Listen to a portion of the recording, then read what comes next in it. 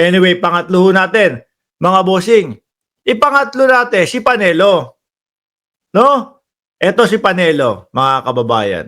Bien, shoutout sa iyo. Oh. Apologizing, I'm firing her. Ngayon ho, nag-iiyakan itong mga DDS. No? Nag-iiyakan doon sa pagkakasibak ng ating Vice Presidente sa National Security Council, mga bossing. Eto pong sila, at ang sinasabi ni Panelo, dirty tactic sa politika. Yang ginawa nilang pagsibak kay Vice Presidente. Mga boss, chief, amo, sir, kitang-kita naman po yung mga style ng Vice Presidente. No? Kitang-kita naman po yung mga banta ng ating Vice Presidente. Sa buhay ng Pangulo, Martin Romualdez. First Lady Lisa Marcos. Lahat po yun pagbabanta, mga kababayan, ha? Huwag niyo pong kakalimutan. At yung pagiging dikit nila, sanggang dikit nila ang China, mga bossing. Na ang gobyerno po natin, ang gobyerno natin, mga kababayan, nakikipaglaban po upang sa ganun, wag mawala ang karapatan ng mamamayang Pilipino sa West Philippine Sea. Tapos doon sa NSC, no, sa Council ng Security, merong isang tao na ang loyalty yata nasa China. So ngayon, ano gagawin mo dun? Siyempre, iaalisin mo, no? Para masigurado mo yung kasiguraduhan ng ating bayan. Mawala yung banta ng ating bayan at walang magchuchu doon sa ating mga plano upang mapanatili ang ating karapatan sa West Philippine Sea. May dahilan yung pagkakasibak ho, mga bossing. Diba? Eto po, ginawa din po nila kay Atty. Leni Robredo na wala hong kadahi-dahilan. Ano? Na wala basta ayaw namin diyan kasi yan lagi lang bumabati ko sa amin yan kaya lang ngayon napagtatanto pa ng tao na yung pagbatikos pala ni Atty. Leni Robredo, mga kababayan, na dating Vice Presidente ng Pilipinas, meron palang katotohanan. Tignan nyo na lang po yung mga lumalabas doon sa investigasyon, 20,000 hanggang 30,000 na tegi sa laban kontra droga. Karamihan doon, inosente. Di ho ba? At mismong galing sa bibig ng dating Pangulong Duterte, binubuyo namin yung mga yan para manlaban. Pero ano ho ginawa nila kay Atty. Leni? Sinibak ho, mga kababayan. Siguro, dahil nga tinik sa kanila, no, hindi nila magawa ng maayos yung kanilang mga iniisip. Laging may nakakontra. Sibakin na lang natin. Ngayon, nag-iiyakan sila. So, ito ba, Panelo, yung sinasabi mong pagsibak kay Vice Presidente sa NSC na dirty tactics, ibig sabihin, dirty tactics din sa politika yung ginawa nyo kay Atty. Leni Robredo? Di ba? Excited na kami na matanggal pag nakarating na o makalabas na yung ICC, sabi ni Baba Yaga. Sabi ni Shiro Kansaki, ayun, ganun lang. Game, pakinggan natin si Panelo. Medyo, alam niyo naman si Boss Panelo. Hari ng yabang to Ano? Kapag kayong may sabing sablay yung mga DDS, ay naku, palalabasin lang yan, sasabihin lang yan, joke lang yun, di mo naman alam. Diba? Hindi nyo naman alam na mapagbiro ang ating dating Pangulong Duterte with matching tatawanan ka pa, tagilid yung mukha niya. Hindi nyo naman alam na mapagbiro ang dating Pangulo. Yung mga DDS, Duterte, nauto na agad. Ano ho? Pakinggan nyo ho ito. I'm not only apologizing, I'm firing her. And I said, when? Now. Di ho ba, mga kababayan? Hindi ako Hindi ako hihingi ng pasensya kay Leni Robredo. Tatanggalin ko siya. Balita ko mga kababayan, si Atty. Leni Robredo hindi naman din iniimbita doon sa mga meeting, no? Na iniiyak ko ng ating Vice Presidente, wala naman akong nakukuhang mga pag-imbita sa mga meeting ninyo diyan sa National Security Council. Ikaw ho ba mga kababayan, iimbitahin mo ang isa sa tao na malapit doon sa sa kalaban mo?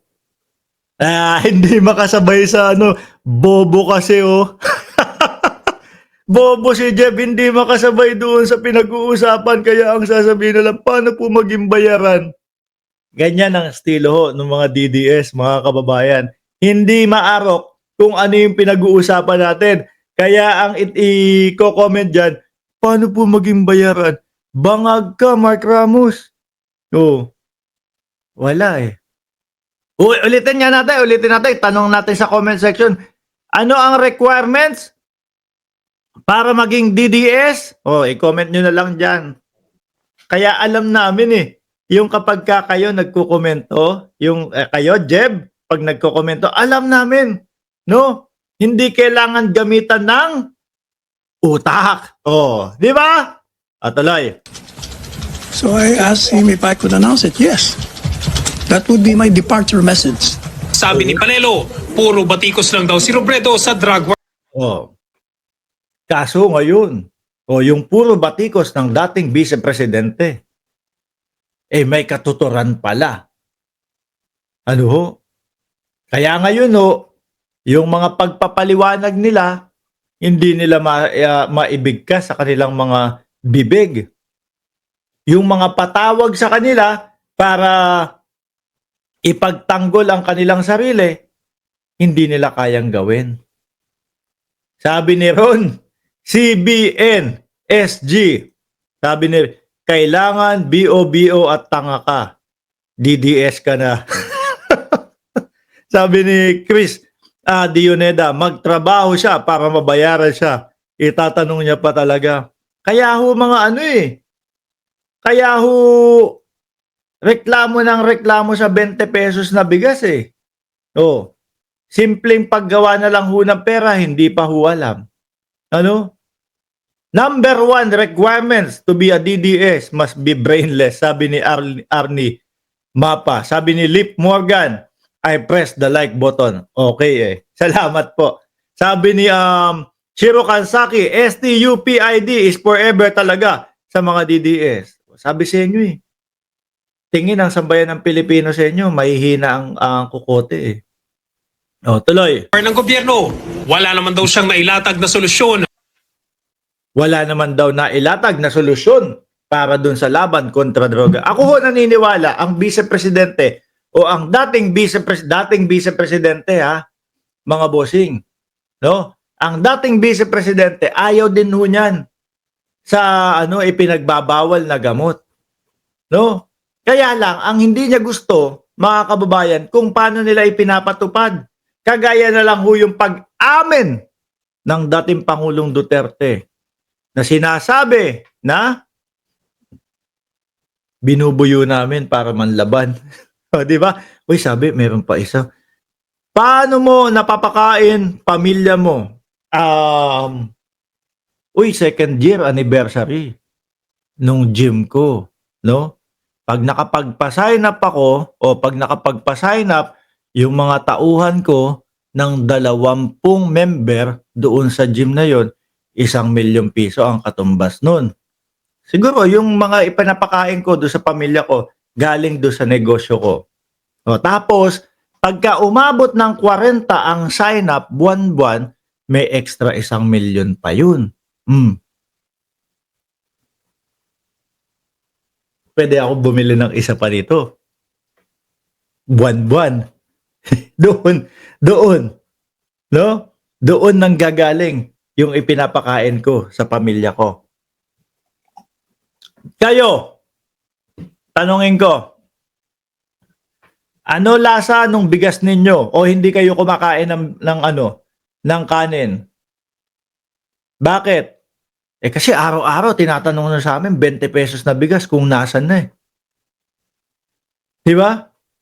Kaya syempre, iisipin namin, naku yung mga DDS, kulang ang laman ng sikmura nito. Pag kulang ang laman ng sikmura, hindi makakapag-isip ng maayos. Oh. Araw-araw nyo ba namang itanong sa amin ang 20 pesos na bigas? Ano pa isipin namin nun? Laging kulang ang pagkain ninyo. Paano yun? No? Damihan nyo kasi yung comment dyan. 45 minutes na nga lang tayong mag-live.